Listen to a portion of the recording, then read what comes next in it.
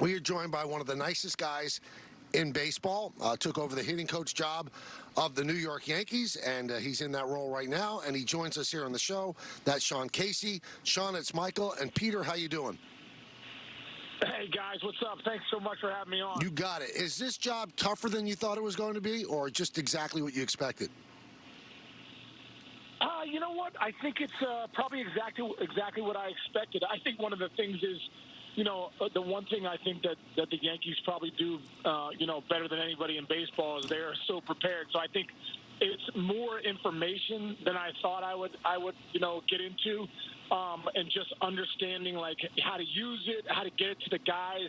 And I think my biggest role here, Michael, is just connecting with these guys and making sure that we're all on the same page, and that they're having a game plan when they go up to play. See, the thing that I'm curious about, Sean, is that this is a heavily analytic organization, and the previous hitting coach, Dylan Lawson, was a heavily analytic guy.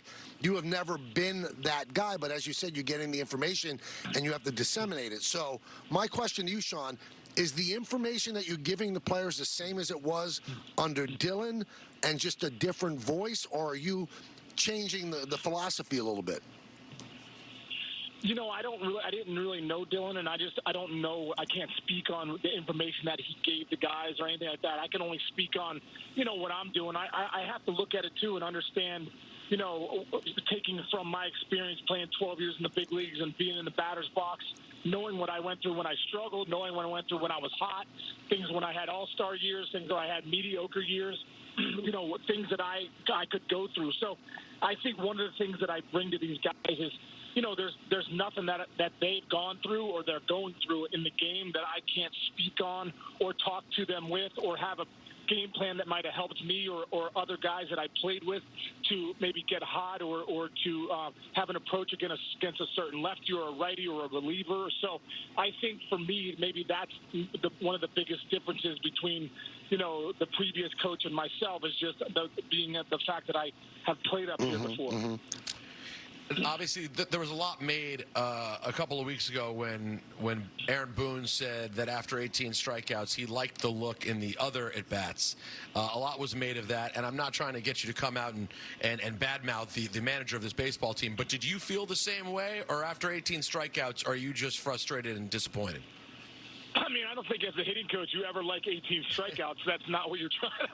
That's not what you're trying to do when you go out there and play. You don't want 18 of your strikeouts, 18 strikeouts to be what your outs are. But, at the end of the day, I think the biggest thing is, like you saw last night, like 13 hits, 6 walks. We did strike out a bunch, but we got guys on base. We got guys in.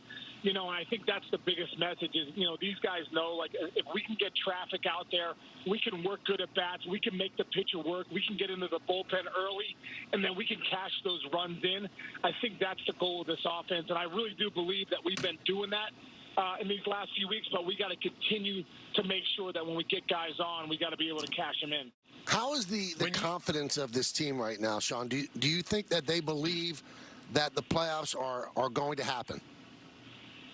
Oh, we believe it. Yeah, there's no doubt. The confidence in that clubhouse is, let's keep grinding together. Let's keep showing up.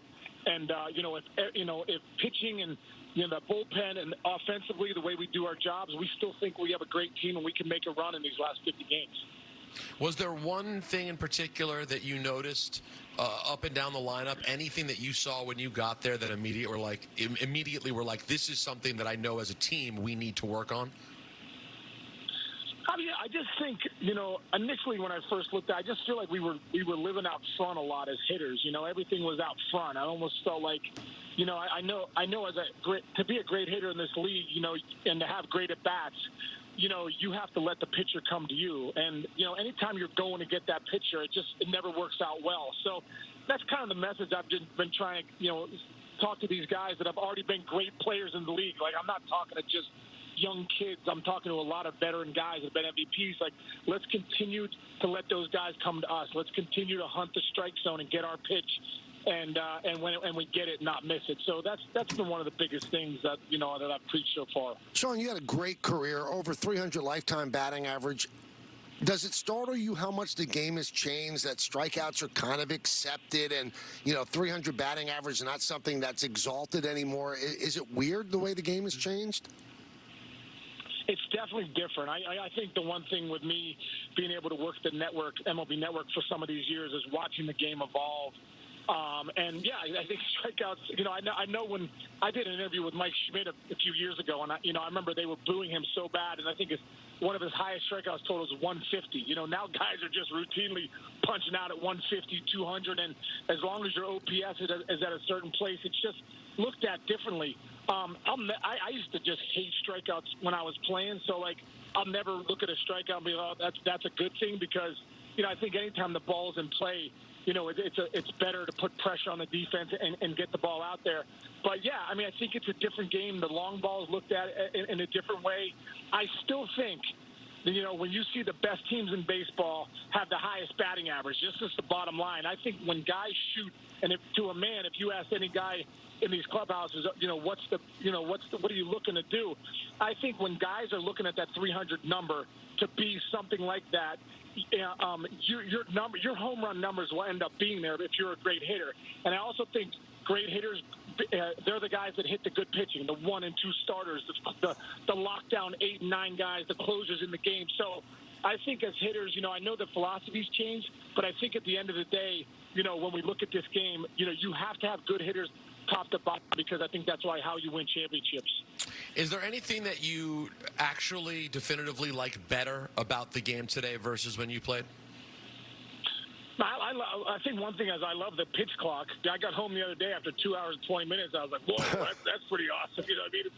It's cool to see how fast the game moves and, the things that they put into the game. I also think one other thing that's different, that I'm watching as these guys, as being in this dugout, is you see that, guys aren't throwing as many fastballs. There's more cutters. There's more sliders. There's more curveballs, changeups. The off-speed pitches are more, more thrown now than ever. You're getting a lower fastball rate. So, I think these guys obviously sometimes maybe prepare differently than maybe we would have as always hunting the fastball. But, I think I like the game. I like where it's going. There's a lot of great athletes out here, and these guys prepare more than ever in this game. All right, before we let you go, I have this question, and it's in Marshawn Lynch, the former running back of the Seattle Seahawks, words. Is your job more to work on their mentals or their physicals? Well, I always thought, some of the best hitting coaches I had, you're also a mental performance coach, at the end of the day. These guys have an approach. They know what they're doing. They're up here because of their swings. They're up here because they've had success at all those levels in the minor leagues. So to be able to have those conversations with those guys about approach, about sticking with it, staying positive, making sure your self-talk is at another level, making sure that you're locking in on what you need to do in your approach every day and putting in the work.